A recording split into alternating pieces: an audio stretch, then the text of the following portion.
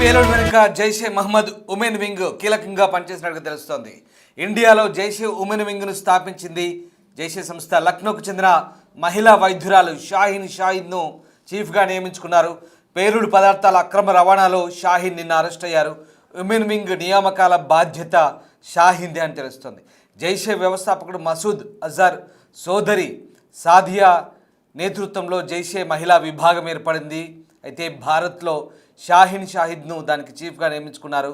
సాదియా ఎవరో కాదు, ఆమె భర్త యూసుఫ్ అజర్ 1999లో కాందహార్ ఫ్లైట్ హైజాక్ ఘటనలో ప్రధాన సూత్రధారి. ఆపరేషన్ సింధూర్లో యూసుఫ్ అజర్ను మనం మట్టుబెట్టాం. దీనికి ప్రతీకారంగానే దేశంలో పేలుళ్లకు ఆయన భార్య ప్లాన్ చేస్తుంది. లక్నో డాక్టర్ షాహిన్కు దేశంలో జైషే ఉమెన్ వింగ్ను స్థాపించే బాధ్యతలు అప్పగించింది సాదియా. దీంతో ఒక్కసారిగా దేశంలో మహిళా ఉగ్రవాదుల కలకలం కూడా రేగుతోంది. మీరు స్క్రీన్పై చూస్తున్న దృశ్యాలు డాక్టర్ షాహిద్. ఈమె లక్నోలో పట్టబడింది. ఈమె అరెస్ట్ అయిన క్రమంలో ఆమె కారులో AK-47 గన్ దొరికింది. ఒక మహిళా డాక్టర్ దగ్గర AK-47 గన్ దొరకడం ఏంటి? ఒక మహిళా డాక్టర్ AK-47 ఎందుకు క్యారీ చేస్తుంది? ఎక్కడి నుంచి వచ్చింది? Very clear. పాకిస్తాన్ ప్రాయోజిత తీవ్రవాదులుగా మారిపోయారు వీళ్ళంతా కూడా. పాకిస్తాన్ కుట్రలో భాగస్వాములుగా మారి భారత్లో అల్లకల్లోలం సృష్టించేందుకు కుట్రలు పన్నుతున్న స్వదేశీ ద్రోహులు, పరదేశానికి అమ్ముడుపోయిన వీళ్ళను నిజంగా ఏమనాలో తెలియని పరిస్థితి. ఫరీదాబాద్ ఉగ్రకుట్రలో భాగస్వామి అయిన డాక్టర్ షాహిన్ వెనుక ఏకంగా జైషే మహమ్మద్ నెట్వర్క్ ఉంది. ఆ సంస్థ మహిళా విభాగంలో కీలక పాత్ర ఆమెది. ఆమెను అరెస్ట్ చేసిన తర్వాత కీలక విషయాలు బయటపడ్డాయి. ఇటీవల నిర్వహించిన ఆపరేషన్ సింధూర్లో జైషే చీఫ్ మసూద్ అజర్ కుటుంబం చిన్నా భిన్నమైంది. అక్కడ ఆ హెడ్ క్వార్టర్స్ ధ్వంసమైంది. జైషే మహిళా బ్రిగేడ్ల ఏర్పాటుకు అక్కడ వాళ్ళు ఆన్లైన్ కోర్సులు స్టార్ట్ చేశారు. జమాతుల్ మోమినాత్ అనే పేరుతో స్టార్ట్ చేసిన ఆ సంస్థకు మసూద్ సోదరి సాదియా అజర్ నేతృత్వం వహిస్తున్నారు. ఈ విభాగంలో డాక్టర్ షాహిన్కు కీలక బాధ్యతలు అప్పగించారు. భారత్లో మహిళా విభాగాలు స్థాపించి రిక్రూట్మెంట్ చేసేందుకే ఈమె నియమించినట్టుగా నిఘా వర్గాలు చెప్తున్నాయి.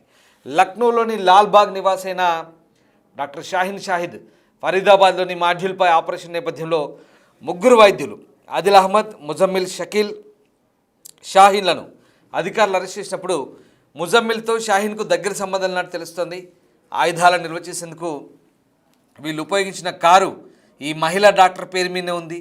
ముజమ్మిల్ విచారణ నేపథ్యంలో ఈ మహిళా డాక్టర్ విషయం బయటకు వస్తే అధికారులు ఆమెను కూడా అరెస్ట్ చేశారు. ఈ క్రమంలో విచారణ కోసం ఆమెను శ్రీనగర్కు తరలించారు. ఉగ్రవాద నెట్వర్క్తో సంబంధాలున్న ఆరోపణలపై మరో మహిళా డాక్టర్ను కూడా అధికారులు అరెస్ట్ చేశారు. సహరన్పూర్ చెందిన డాక్టర్ పర్వేజ్ అన్సారీ ఇంటిపై దాడులు చేసిన పోలీసులు ఆమెను కస్టడీలోకి తీసుకున్నారు. ఫరీదాబాద్ ఉగ్రకుట్రలో డాక్టర్ ఆదిల్తో ఆమెకు సంబంధాలు ఉన్నట్టుగా తెలుస్తుంది. Very clear. ఇక్కడ ఒక డాక్టర్ ఒకతేమో డాక్టర్ ఆదిల్ గారితో సన్నిహిత సంబంధాలు ఉన్నాయి. ఈ షాహిదేమో ముజమ్మిల్ గారితో సన్నిహిత సంబంధాలు ఉన్నాయి.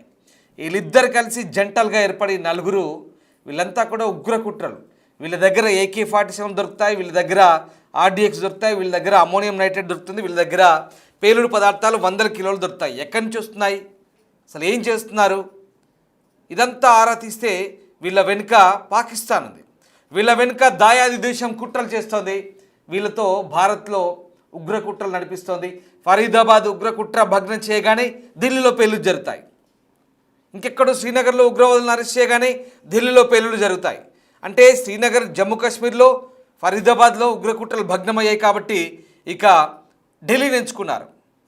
ఎక్కడో చోట పేలుడు జరపాలి, ఎక్కడో చోట భారత్లో అల్లకల్లోలం చేయాలి, ఎక్కడో చోట భారత్ను బాధపడేలా చేయాలి. ఇది వీళ్ళ ఎజెండా. చాలా పక్కా ఎజెండాతో వీళ్ళు భారత్లో పనిచేస్తున్నారు. ఇదిగో ఈవిడే, ఈ దుర్మార్గురాలు షాహిద్. ఒక్కసారి ఆమె మొహం చూడండి. ఇదిగో వీడే డాక్టర్ ఉమర్. కారు నడుపుతుంది ఢిల్లీ ఎర్రకోట దగ్గర. కారులో డ్రైవింగ్ చేసిన వ్యక్తి వీడే డాక్టర్ ఉమర్. ఈమెనేమో షాహిద్.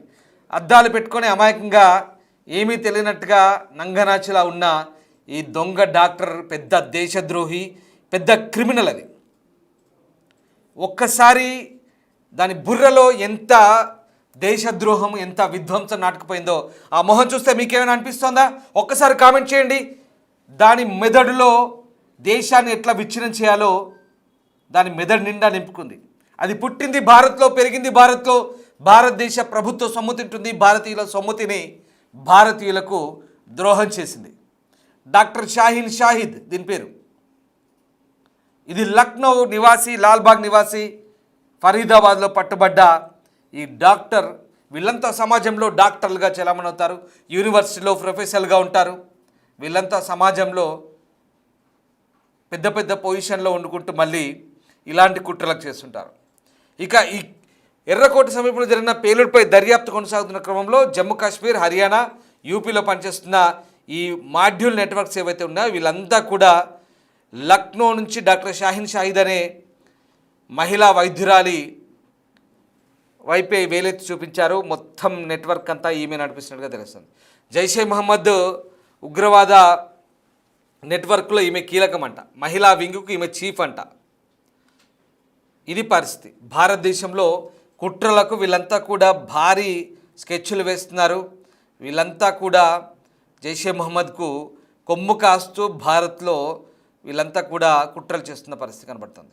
సో వీళ్ళంతా కూడా జైషే మహమ్మద్, అలాగే అన్సర్ ఘజ్వత్ ఉల్ హిందులకు సంబంధించిన వైట్ కాలర్ టెర్రర్ మాడ్యూల్స్ నడుపుతున్నటువంటి మోస్ట్ వాంటెడ్ టెర్రరిస్టులు వీళ్ళంతా కూడా. దాదాపు 3 వైద్యులు, 8 మంది, మొత్తం 9 మంది దాకా అరెస్ట్ చేశారు ఢిల్లీ పేలుడుకు కొన్ని గంటల ముందు. సో అది ఆ అరెస్ట్ అయిన కొద్ది గంటల తర్వాత ఢిల్లీలో పేలుళ్ళు చాలా దారుణంగా ఉంది. వీళ్ళ దగ్గర 100 కిలోలు దొరుకుతాయి. ఫరీదాబాద్లోని ఫతేపూర్ టాకా గ్రామంలో ఒక ఇంటి నుంచి అమోనియం నైట్రేట్ అని భావిస్తున్న 2000 కిలోల పైగా అనుమానిత పేలుడు పదార్థాలను స్వాధీనం చేసుకున్నారు. ఇది దౌజ్ గ్రామ మసీద్ మతాధికారి హఫీజ్ ఇస్తియాక్ చెందిందని అప్పటి నుంచి ఆయన అదుపులోకి తీసుకొని విచారిస్తున్నట్టుగా పోలీసు వర్గాలు చెప్తున్నాయి. ఇక అలాగే స్విఫ్ట్ కారు లక్నోలోని లాల్బాగ్ ప్రాంతం నివాసి అల్ ఫలాహ్ యూనివర్సిటీలోని ఫ్యాకల్టీ సభ్యురాలు డాక్టర్ షాహీన్ పేరుతో రిజిస్టర్ అయింది. డాక్టర్ షాహీన్ జమ్మూ కాశ్మీర్ పోలీసులు అరెస్ట్ చేశారు. ఇక అధికారులు చెప్తున్న ప్రకారం ఈమె అల్ ఫలాహ్ యూనివర్సిటీలో జనరల్ ఫిజిషియన్గా ఈమె పాఠాలు బోధిస్తోంది. వాడు ఆ ముజమ్మిల్ అహ్మద్ ఏమో క్యాంపస్లో డాక్టర్ల క్వార్టర్లో ఉంటాడు.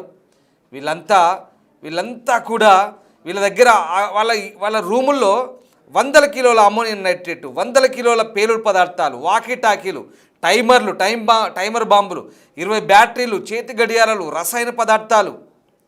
ఇక ఈమె స్విఫ్ట్ కార్ నుంచి అయితే అసాల్ట్ రైఫిల్, 83 రౌండ్ల మందుగుండు సామాగ్రి, 2 మ్యాగజైన్లు, పిస్టల్, లైవ్ క్యాట్రిడ్జ్, ఖాళీ షెల్స్, పిస్టల్ మ్యాగజైన్స్, ఇవన్నీ కూడా ఎక్కడి నుంచి వస్తున్నాయి?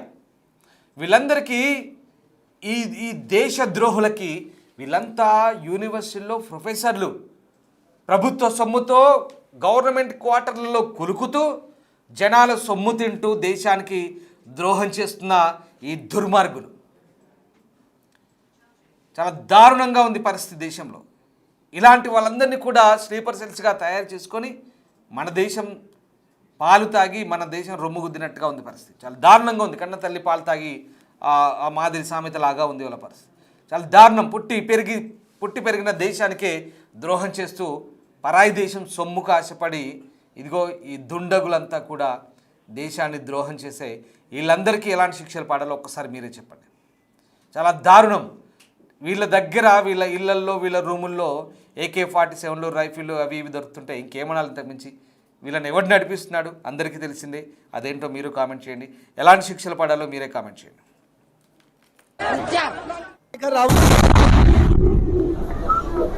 भाई भागो भागो